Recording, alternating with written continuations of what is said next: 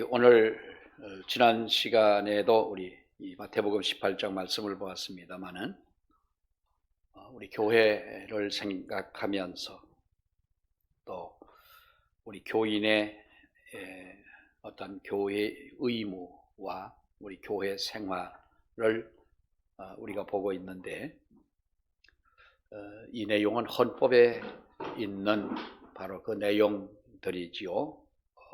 헌법에 있는 말씀인데 이 예배 모범에 있어서 교회 헌법적 규칙은 그렇습니다. 우리 성도가 첫째는 무엇보다도 우리 직무를 잘 감당을 해야 된다. 성도의 직무라고 하는 것은 우리가 예배에 참석입니다.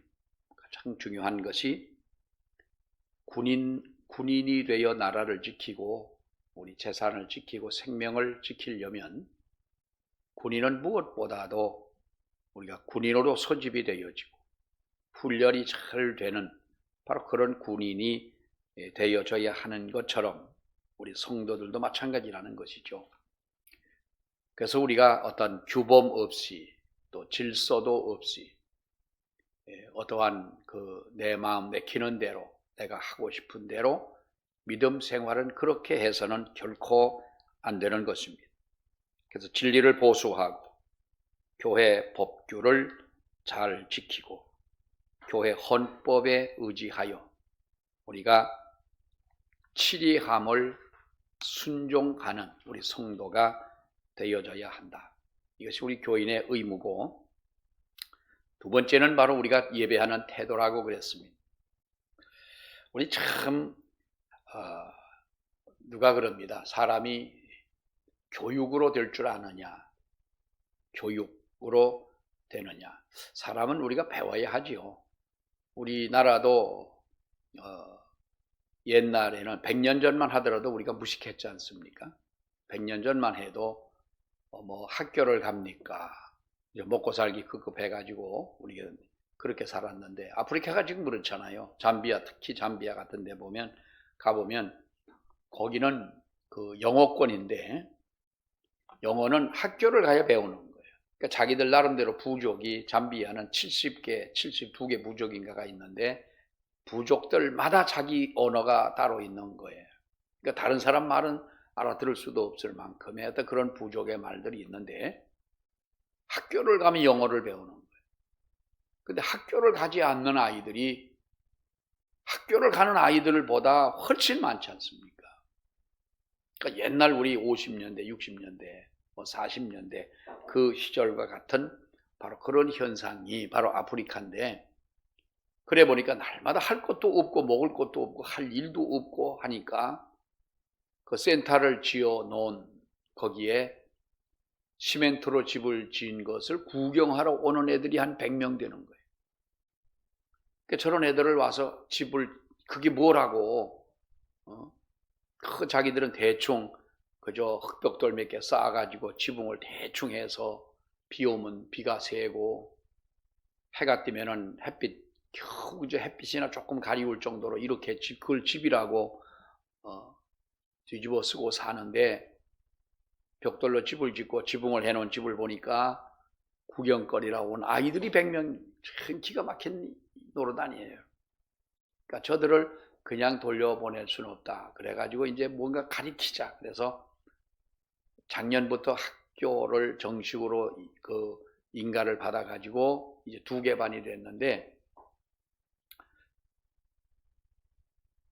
아이들이 배우면서, 우리 한국도 배우면서 사람들이 깨우치니까 우리가 이렇게 살아서는 안 되는구나 하는 것을 우리가 알게 되는 것 아니겠어요? 그래서 우리가 이렇게 부강하게 됐는데, 사람 됨됨은 배움을 가지고는 안 된다. 우리 한국 교회에 지금 그 패러다임도 많이 바뀌고 있어요. 옛날에 그저 성경 공부인 거예요. 성경 공부하자. 별별 성경 공부가 다 있었죠. 무슨 베델 성경 학원이라 뭐다 해가지고 우리가 성경 공부를 하고, 또 제자 교육. 이 제자 교육에 어떤 그 뭐 시초라고 한다면 뭐 교회들마다 다 시행하지만 사랑의 교회가 이렇게 제자 교육을 처음 아주 본격적으로 했고 전국적으로 지금도 물론 하고는 있습니다만은 그 제자 교육을 한 그 목사님이 마지막에 가서 성도는 제자 교육으로 되는 게 아니더라는 거죠. 그러나 여러분, 우리가 하나님의 말씀을 통해서 배우고 우리는 배운 것을 복습하고 또 교육이라고 하는 것은 교육은 반복이라고 했잖아요. 앵무새가 어떻게 말을 해요? 앵무새가 난 그놈들 말하는 거 보면 참 신기해. 복화술로 하잖아. 복화술로 이렇게 해가지고 안녕하세요 사랑해요. 계속해서 반복을, 교육은 반복이라고 했어요. 반복인데 제가 요즘에 교회론에 대해서 우리가 보면서 예배를 우리가 어떻게 드리자, 예배하는 자세는 어떠해야 한다. 옆 사람과 눈도 곁눈질도 하지 말고 졸지 말고 웃지 말고, 교회 그것은 밖에서 하고 안에 들어와서는 정숙함을, 경건함을 유지하라 해도 그래도 안 되는 거예요. 그러나 언젠가는 될 줄로 믿습니다. 언젠가는 교회에 들어오면 그래도 정숙한 분위기가 있고 경건함이 있고 무엇인가 나도 엎드려 기도하고 준비하고자 하는 그 마음이 생기는 엄숙한 태도로 경건한 예배를 준비하는 그런 자세가 돼져야 하는데, 고추 땄어? 고구마 캤냐고? 아이고 그 오소리란 놈 새끼가 와갖고 우리 땅콩은 다 파먹어버렸어. 아니 땅콩 파먹은 걸 왜 교회 와서 하냐고. 하나님 앞에 차라리 기도하니 하나님 그 오소리 그놈 자식 아주 어디 가다 그냥 어떻게 좀 우리 땅콩 먹은 그놈이 배가 터져 죽게 하든지 기도를 하든지. 자, 우리가 주일은 거룩하게 지켜야 되는 것입니다. 아멘. 예배는 우리가 예배의 의식을 바로 가져야 되는 것입니다. 그러니까 무슨 시장처럼 무슨 반상회 모인 것처럼 내 하고 싶은 얘기 다 하고 예배를 드리자. 자, 이제 예배 드립니다 하면 그거 하다 이 세상 얘기 다 하고 이 사람 저 사람 만나서 뭐 얘기하고 하다가 이 경건한 예배가 되겠냐 이 말. 왜 이걸 법으로까지 이렇게 말씀을 합니까? 예배 시간에는 엄숙한 태도와 공경하는 마음으로 예배를 하고 목사가 낭독한 성경 외에 또 인증하는 성경 밖에는 다른 것을 읽지 말고 귓속말이나 출입하는 자에게 인사나 곁눈질이나 졸음이나 졸지 말란 말이요. 웃거나 목사가 웃으라고 그럴 때는 웃으라는 거예요. 웃으라고 그럴 때는 안 웃고 내가 좀 웃어야 되나 안 웃어야. 근데 또 사실 이렇게 조크라든지 유머를 또 이렇게 하면은 또 안 돼. 확실하게 웃게끔 해줘야 되는데 내가 지금 이 타임에 웃어야 되나 말아야 되나. 그러니까 내가 지금 저 말을 들어야 되나 차라리 자야 되나 그럴 수도 있겠지요. 합당치 못한 어떤 일체의 행동을 하지 말아야 된다. 그리고 성도는 우리가 기도라고 하는 곳에서 핵심은 뭐요? 감사 아닙니까? 하나님 앞에 감사하는 우리 성도들이 되라. 하나님 앞에 기도할 수 있다는 그 자체가 얼마나 여러분 귀한 것이냐 하는 말이에요. 그리고 교회는 또 하나 살아있는 교회는 책벌이 있고 그리고 해벌이 있어야 된다는 거죠. 요즘에 학교에서 특히 우리가 저학년들은 그렇지만은 중고등학교쯤 되면 아이들이 잘못한 것을 선생님이 뭐라고 말을 안 합니다. 너들은 너대로 해라. 우리 그 아는 교사 하나 선생 하던 친구가 퇴직을 했는데 하다 안 되더라는 거예요. 때리려고 그러면 저기 있는 놈이 핸드폰 갖고 사진 찍으려고 하고 선생이고 뭐고 막 대들고 그래가지고 엎드려 자는 놈을 일어나라고 했더니 가서 등을 치고 야 이놈아 일어나 공부하라 했더니 좀 냅둬요. 냅두라는 거예요. 선생님 하실 거나 하고 강의를 하고 나 냅두라고. 그러니 선생질을 할 수 있겠어요? 그래가지고. 그래서 나중에는 터득한 게 뭐냐면 잘 놈은 자고 공부할 놈은 공부, 따라올 놈은 따라오고 처진 놈은 처지고 난 모르겠다 하고 자기 가르칠 것만 열심히 가르쳤대요. 그게 교육이 되냐 이 말이에요. 그러니까 옛날 같으면 여러분 대학을 나오면은요, 우리 춘천에서 제가 어릴 때 가끔의 그 춘천 교육대학이 있잖아요. 춘천교대가 있는데 그 춘천교대 선생님들이 옛날에는 춘천 교육대학이 4년제가 된 것이 83년도에서 4년제가 됐어요. 그전에는 2년제잖아요. 그럼 내가 초등학교 다닐 때는 그전일 거 아니에요? 근데 그때는 우리가 교대생들만 봐도 선생님 그랬어. 형님이니 누님이니 이런 말을 못하고 선생님 했고 진짜 선생님인 줄 알았고 그렇게 했는데 지금은 여러분 보십시오. 대학을 나와도 하는 행동이나 뭐나 무슨 교육받은 사람 같은 어떤 그런 부비가 안 되는 사람들이 많다는 거예요. 교회는요, 여러분 보세요. 오늘날의 교회는 어떻게 보면 치리회가 없는 교회는 생명력이 없는 교회입니다. 그렇다고 교회가 날마다 치리회를 열어가지고 어떤 집사가 이렇게 잘못했는데 요거 어떻게 할 거냐 날마다 그것만 연구하는 교회가 돼서는 안 되겠지만 교회가 교회답게 바로 돼야 한다면 잘못된 학생들을 선생은 꾸짖어야 되고 우리 학교 다닐 때 선생님한테 얼마나 많이 맞았어요. 많이 안 하면 너 숙제 안 하면은 아무튼 뭐 때린다고. 옛날에는 왜 수우미양가를 점수를 매길 때 이거는 뭐 통지표에 나오는 점수 통계지만은 선생님이 만약에 잘했다고 할 때 동그라미를 이게 동그라미 몇 개 쳐요? 아주 잘했을 때 몇 개 쳐? 5개 못 받은 분들은 5개인지 3개인지 몰라. 평생 2개만 받은 사람은 2개인 줄 알아. 5개 원래. 근데 선생님이 그러니까 5개 못 받는 사람은 3개 받은 사람은 2대 맞고 5개 다 맞아야 되는데 하나 맞은 사람은 4대 맞는다. 가르쳐줘. 그리고 선생님이 때리잖아요. 그 당연한 줄 알고 인사 안 쓰면서 우리는 맞았잖아. 그러다 보니 이렇게 사람이 올곧게 자랄 수가 있는 거예요. 안 맞아본 사람은 인간 같지도 아니요. 막 대들어. 선생님한테도 대들고. 자, 그래서 교회는 우리가 책벌이 있다라는 것이고요.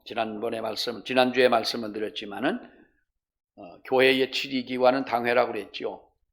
재직회와 공동의회는 의결기관이지 이건 치리회는 아닌데 어쨌든 우리가 책벌이라고 하는 것 이것은 바로 교회의 신령과 거룩성을 보존하기 위해 하나님의 교회는 책벌이 있다는 거예요.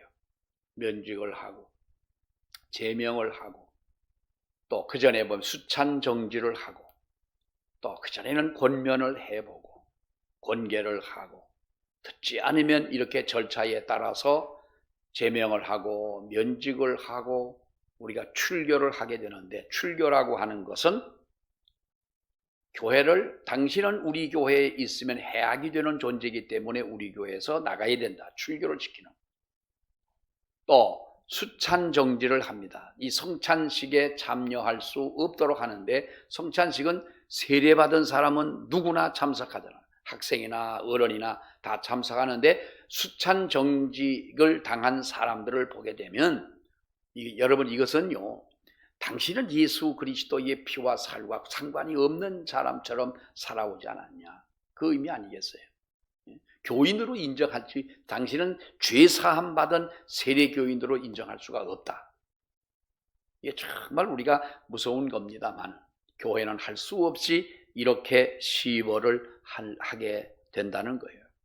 잘못된 것을 우리가 지적하지 않고 잘못된 것을 권면하지 않고 분명히 잘못된 것을 우리가 바로 세워주지 않는다면 이것은 교회 자체가 잘못될 수밖에 없다고 하는 거예요.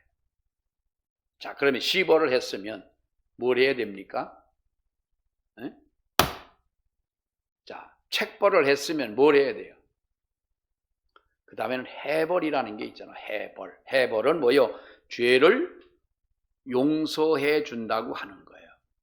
자, 교회에서 만약에 그래서 우리가 이 제명이라고 하는 것은 그 말을 들어보면 아주 뭐 살벌한 것 같지만은 제명은 교인이 6개월 이상만 교회를 나오지 않으면 교인으로 간주를 하지 않습니다. 그래서 이름을 제명한다는 거예요. 어떻게 교인이 6개월 동안 교회를 안 나오느냐? 외국에 가고 유학을 가고 뭐 선교를 하러 가기 전에는 나와야 되는데, 그래서 우리가 제명을 합니다만 면직이라고 하는 것은 그래도 신중하게 하지 않습니까? 그러나 우리가 이러한 어떠한 그 교회의 시벌을 당한 자, 체벌을 당한 자를 어떻게 하느냐? 책벌을 받은 자를 우리가 교회는 수찬 정지나 그 밖에 모든 유기 책벌을 당한 자, 무기 책벌을 당한 자와는 이방인과 세리처럼 대하라 그랬어요. 우리 교회도 교회에서 제명을 당하고 뭐 안 나오면 제명이지만은 제명을 당하고 면직을 당한 분들이 몇 분 계십니다만은 사실 우리가 이것을 교회에 공포하지 아니한 것은 우리가 소심하게 처리를 한 일이긴 합니다. 시골 우리 교회 형편에 이걸 이렇게 했으니 그 사람을 우리가 면직하고 제명한다, 이렇게 하면 교회도 덕도 안 되고 해서 그냥 당회에서 이걸 우리가 치리하고 이렇게 했습니다만은 이것이 몇 가정이 되기는 하는데요. 참 가슴 아픈 일입니다만은 이러한 사람이라 할지라도 우리가 무기 책벌을 당한 사람과는 관계를 하지 말아야 되는 것입니다. 그러나 유기 책벌을 당한 사람, 수찬정지를 당하거나 아무튼 교회를 쫓겨나지 않은 사람들, 그런 사람들과는 교제하며 그를 위해 기도해 주라는 거죠. 그가 죄를 뉘우치고 하나님 앞으로 돌아올 수 있도록 해야 된다는 거예요. 그것이 우리 성도들의 또한 남아있는 자들의 의무이고 치리자의 또한 우리가 해야 할 일이라고 하는 것입니다. 어느 책벌을 당한 자라도 회개의 진상을 우리가 만족히 여길 때에는 그를 회복할 수가 있는 것입니다. 교회는요 그렇습니다. 어떠한 죄를 지은 사람이라 할지라도 우리는 그 사람이 진실로 회개한 증거가 있다면 제명을 했거나 면직을 했거나 어떠한 경우에라도 그를 회복할 수 있다라는 거예요. 그러나 단 교회 공석 앞에 진실된 자복을 해야 된다는 것. 회개는요 내가 잘못했습니다 하고 하나님 앞에 회개하는 것이죠. 교회에서 어떠한 그 책벌을 받은 사람은 교회 앞에 그 모든 성도들 앞에 자기의 잘못을 자복하고 그 진실된 회개가 있을 때 이것이 바로 그 모든 자기의 책벌을 받은 것이 회복될 수가 있다. 여러분 이런 교회 봤습니까? 이런 교회 봤나요? 못 봤나요? 우리가 평생 신앙생활 하면서 이런 교회는 못 봤죠. 옛날에 제가 그런 분을 봤어요. 어떤 집사님이, 근데 그분은 참 이상해. 신앙생활 어릴 때 봐도 이상했어요. 전도사님을 가지고 아주 쥐잡듯 하는 집사님이에요. 재직교회 하는데 들어보니까 아이고 이건 과거 아니고 우리는 어릴 때 그 전도사님의 설교를 들으면서 예수님의 사촌도 아니고 친동생처럼 생각을 했어요. 얼마나 말씀의 은혜가 되고 감동이 되는 줄 몰라요. 근데 재직교회 하는데 뭐하러 교회 밖에서 친구하고 왔다 갔다 어물어물하고 있다가 보니까 교회 안에 재직회 하는 소리가 들리는데요. 뭐 옛날에 건물이래 봐야 뭐 옛날 뭐 흙집처럼 저런 그 예배당인데 막 전도사님을 가지고 쥐잡듯 하는 거예요. 너무너무 놀랐어요. 나중에는 그분이 이제 뭐 이런저런 일이 있어가지고 교회를 떠나는데 전도사님이 그래도 그랬어요. 그래도 집사님 한 말씀 하시고 그동안 당신이 잘못했으니까 교인 앞에 잘못을 고백해라 이렇게 말을 해야 되는데 사실은 한마디 해놨더니 그 교회에 대한 불평 한마디를 탁 던지고 그냥 가버리는 거예요. 나중에 그래서 교회를 떠나고 그런 분이 계신데, 여러분 우리가 이것이 교회라는 거예요. 얼마나 이것이 교인 앞에 창피한 일이고 얼마나 자존심이 무너지는 일이겠느냐 하는 것이지요. 그러나 우리가 잘못은 고백을 해야 된다는 거죠. 옛날에 저 경상도 영주에 어느 교회가 있는데, 시골 교회인데, 옛날에는 집집마다 그 누에를 쳤잖아요. 누에를 치는데 그래도 땅이나 있고 조금 좀 잘 사는 사람들은 자기 집 밭에다가 뽕나무를 심었어요. 옛날에 그런 거 보셨죠? 이 뽕나무를 심고 누에를 치는데, 가난한 집은 그 뽕도 심을 밭이 없는 분들은 누에를 어떻게 쳐야 돼요? 산 뽕을 따다가 누에를 치니까 얼마나 힘들어. 멀리 가서 그 뽕나무 만나기가 얼마나 힘들어요. 그러니까 기도 많이 하는 어떤 집사님이 새벽에 리어카를 끌고 새벽 예배를 갔다가 조금 기도하고 얼른 기도하고 날 밝기 전에 남의 집 뽕나무를 하나 비워가지고 자기 집으로 왔어요. 그런데 그게 안 들키냐고. 응? 그러다가 들켰어요, 주인한테. 새벽 예배, 그래도 아주 믿음이 좋아요. 새벽 예배 빠지지 않고 나가가지고 남의 집 뽕나무는 훔쳐오긴 하지만은, 어떤 분은요, 동네에서 무슨 사업을 한다고 집집마다 돈 다 교인한테 빌리고 동네 빌리고 빌려가지고 뭐 하다가 또 나쁜 짓 하다가 감옥에 들어가서 몇 년 살다가 나와가지고 은혜 받았다고. 감옥에서 하면서 성경은 되게 많이 봤어요. 성경은 정말 유식해요. 성경은. 그것도 한문 성경만 아주, 한문을 이 양반이 아주 굉장히 많이 하네. 중국에 가서도, 중국을 혼자가 돌아다니는데 어떻게 혼자 돌아다니냐 그랬더니, 말은 안 되지만 글씨는 되지 않냐는 거예요. 근데 글씨가 중국 한문하고 우리 한문하고 조금 좀 이렇게 좀 개분이 있지만은 그래도 통하더라는 거예요. 자기가 갖고서 한문으로 써주면 뭐 어떻게 알려주고 해가지고 뭐 이게 아주 돌아다닐 만큼 했는데, 그런데 문제는 지난날의 모든 것은 다 잊어버리고 자기 은혜 받은 것만 생각하는 거예요. 여러분, 그것이 감동은 되었고 무엇인가 마음에 찔림을 받아서 그의 마음이 한때에 뜨거움은 있었을 줄 있으나 진정한 회개는 아닙니다. 진정한 회개는 뭐요? 자기가 나중에 돈을 벌었으면 그 자기가 피해를 준 그 사람에게 갚아야 되는 것이죠. 100%다 갚을 능력이 없다면 어느 정도 찾아가서 사과를 하고 그래도 조금이라도 그에게 어떤 갚을 수 있는 어떤 그런 마음이 되져야 되고, 분명히 제가 볼 때는 갚을 수 있는 능력도 있으나 그건 까맣게 잊어버리고 마는 거예요. 그걸 잊어버렸겠어요, 여러분? 그 자기 받은 은혜만 가지고 이야기를 하는 거예요. 이것은요, 진실된 회개는 아닙니다. 회개는 진실하게 하나님 앞에 해야 하는 줄로 믿습니다. 하나님 앞에 회개했다면 사람에게도 회개하고, 교회에서 잘못했다면 교회 앞에, 교회 공석에서 진실된 자복을 해야 된다는 거예요. 자, 출교를 당한 사람이 교회에 들어올 수 있을까요, 없을까요? 우리 조금 좀 지루하겠지만은 이건 우리 공부한다 하고 우리 좀 생각해 보십니다. 자, 출교를 당했어요. 근데 이분이 교회를 다시 들어올 수 있을까요, 없을까요? 예? 없을 것 같아요가 아니고 없다, 있다, 그 두 가지만 예, 아니오로 대답하세요. 들어올 수 있습니까? 없습니다. 근데 교회는 그게 문제인 거예요. 회개하면 정말 하나님 앞에 회개했다는데 우리는 너는 안 된다고 할 수는 없잖아요.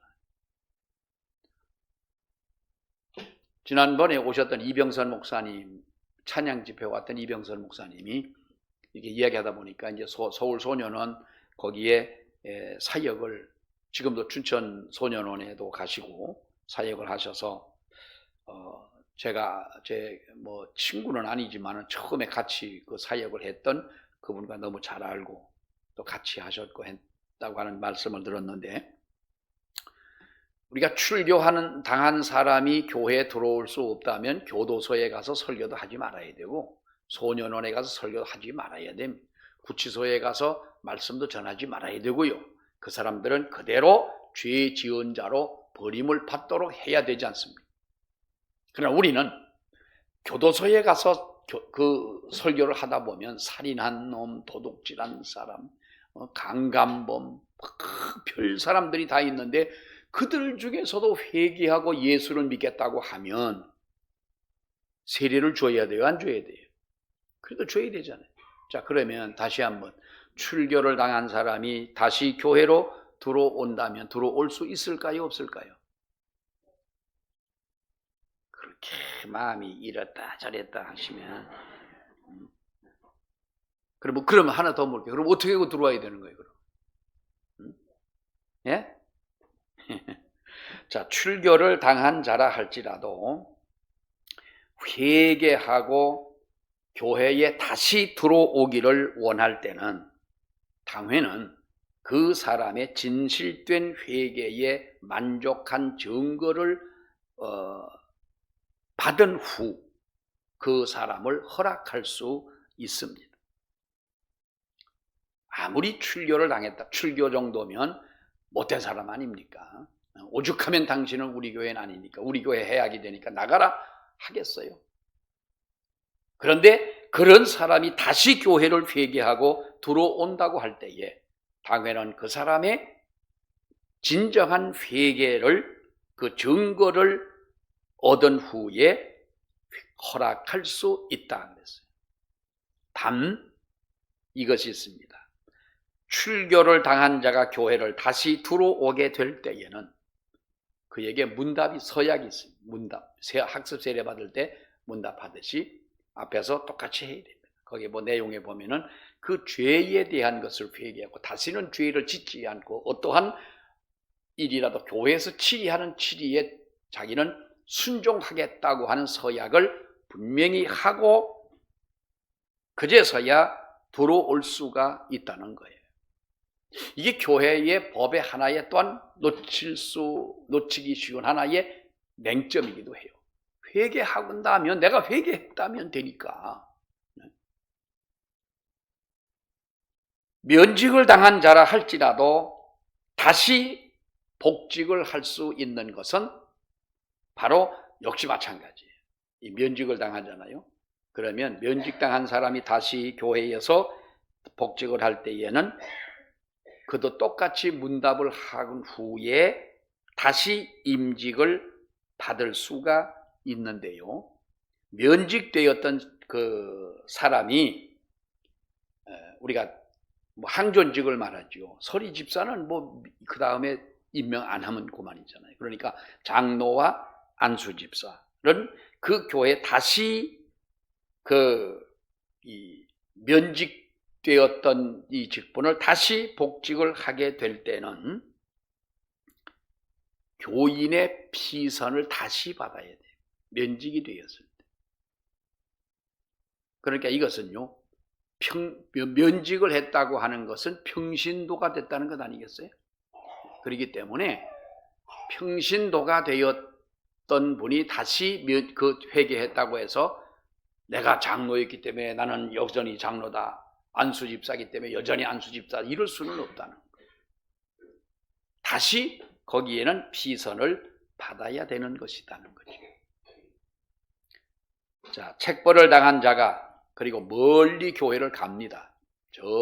여기에서 저 부산으로 이제 갑니다. 교회를 옮기면서 자기가 회개하고 이제 부산으로 교회를 옮기지만은 그 교회에 가서 정말 하나님 앞에 신앙생활을 잘하겠다, 지난 날들의 모든 죄를 회개한다라고 회개했을 때, 만약에 예를 들어 우리 교회 교인이 그랬을 때 우리 교회는 그 사람을 부산으로 보내면서 그 사람이 회개한 그 증서를 그 교회에 같이 보내어 줍니다.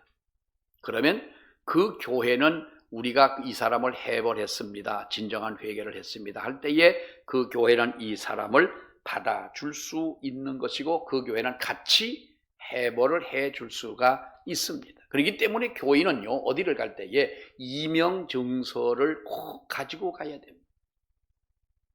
근데 요즘에 보면 이명증서 안 가지고 다니잖아요. 그러니까 저 사람이 예를 들어 집사라고 그러는데 집사인지 집사와 비슷한 건 뭐예요? 잡사인지 저 사람이 무슨 이단인지 모르잖아요. 이명정서, 그래서 옛날에는 아주 철저하게 지키던 이명정서를 가지고 오지 않는 교인은 교회 그 입교인으로 받아주지를 않았어요. 당신 이명정서를 해와라. 해올 수 있지 않냐? 못 해온다면 문제가 있지 않겠어요? 그래서 이렇게 우리가 분명한 증거를 가지고 있어야 된다는, 어떠한 죄라 할지라도 진실로 하나님 앞에 회개한다면, 우리가 지난 날에는 은혜를 모르고 예수님을 인격적으로 만나지 못했기 때문에 죄를 지을 수는 있으나 깨닫고 진실로 하나님 앞에 회개하고 난 후에 내가 진정으로 하나님 앞에 회개했다면 또 교회 앞에, 교인들 앞에서 자기의 잘못을 고백하지 못할 것이 뭐가 있어요? 부끄러워서 못합니까? 간증도 하는데, 자기 간증도 하면서 왜 그건 고백을 못하겠어요? 어떤 분이 우리 교회에서 면직을 당하고 제명을 당하고 다른 데로 이사를 갔어요. 이사를 가가지고 내가 이 얘기는 몇 번째 하는 것 같아요. 내가 너무나도 잊지 못하고 가슴 아픈 일이기 때문에 그래요. 그분이, 제가 여기 곡수에 오니까 뭐 그런 일이 있었고 이분이 이런 잘못을 해서 명직을 당하고 이제 그랬다. 이따가 얼마 있다 이제 제가 온 후에 이사를 가셨는데, 몇 년 후에 그의 친구라는 분이, 옥현리 사는 어떤 분이 와가지고 저한테 그러는 거예요. 그 사람이 어디에 가가지고 장로가 되려고 그러는데 그 교회에서 안수 집사라고 하니까 장로를 하려고 그러는데 교회에서 이명증서를 좀 해주시라 그래요. 그런데 목사님, 거기에 그 사람이 옛날에 교회에서 어떤 당회에서 책벌 받은 그것은 삭제하고 그냥 이명증서만 좀 해주시면 되겠다는 거예요. 근데 가만히 생각하면 그 사람이 참 교만한 사람이었었어. 옥현리 사람이에요. 그 사람. 그래서 옥현리 지나갈 때는 이강무 집사님 집만 바라보지 다른 데는 안 봐요.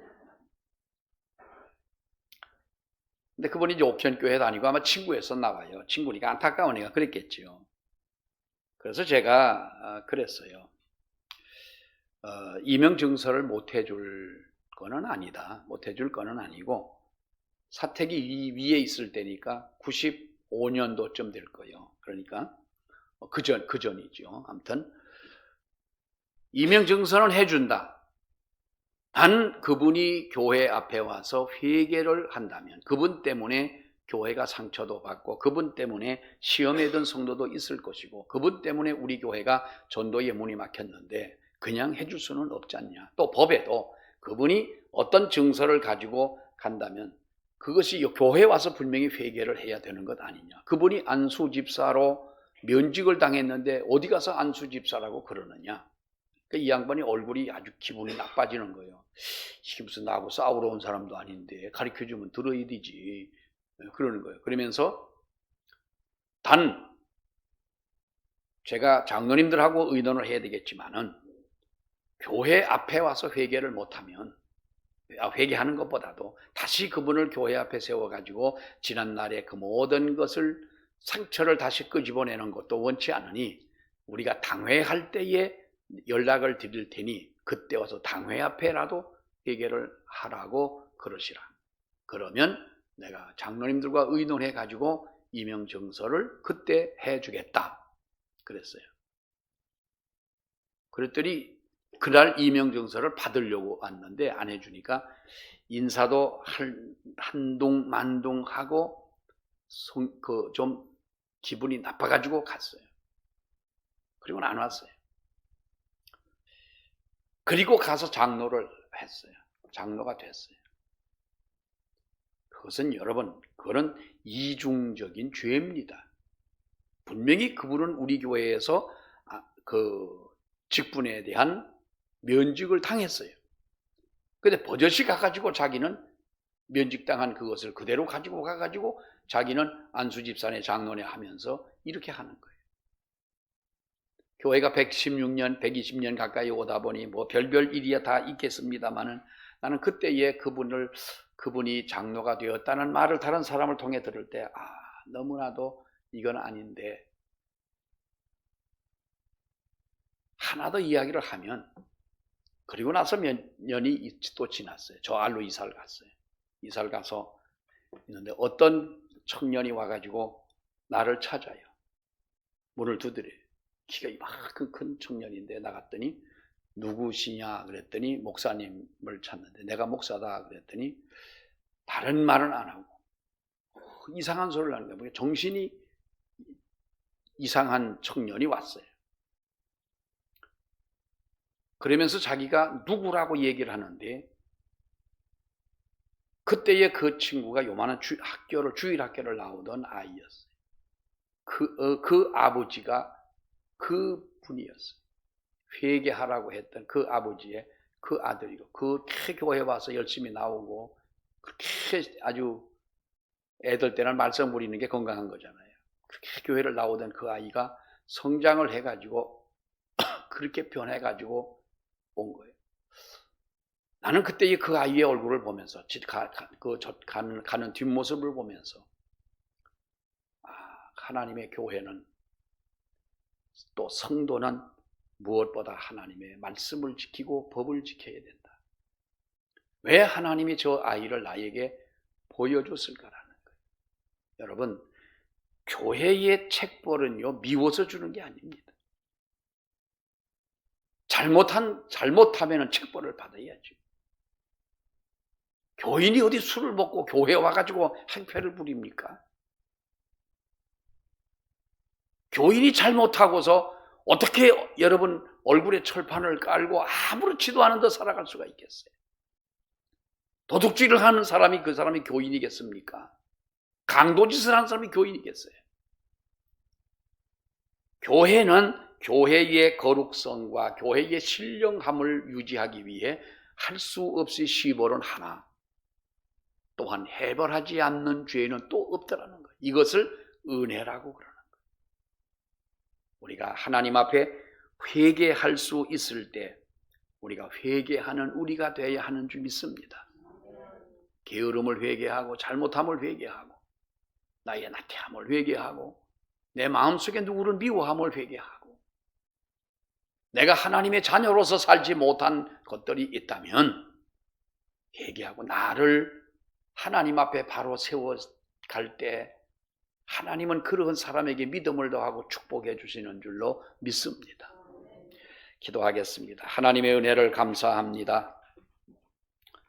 형제가 죄를 범하면 우리가 죄를 범한 형제를 원수처럼 대할 것이 아니라 권면하고 그의 영혼을 구원하기 위하여 형제를 얻기 위하여 기도하고 권면하라고 말씀하신 아버지 하나님, 오늘날 하나님의 교회의 기준이 흔들리고 하나님의 교회가 법을 준행하지 않는 이러한 시대를 저희들이 보면서 아버지 하나님, 정말로 바른 신앙을 찾기가 어려운 이러한 시대라고 저희들이 직감을 합니다.